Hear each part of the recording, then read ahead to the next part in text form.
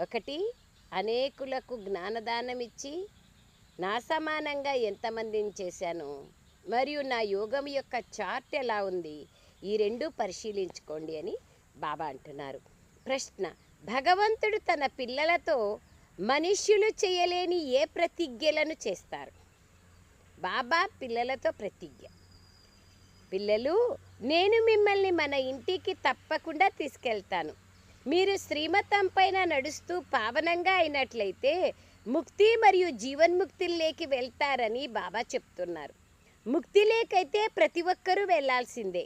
కోరుకున్నా కోరుకోకపోయినా బలవంతంగానైనా లెక్కాచారాలను తీర్చి నేను తీసుకెళ్తాను ముక్తిధామానికి. నేను ఎప్పుడైతే వస్తానో అప్పుడు మీరందరూ వానప్రస్థ అవస్థలో ఉంటారు. నేను అందరినీ వాపస్ తీసుకెళ్ళడానికే వస్తానని బాబా చెప్తున్నారు.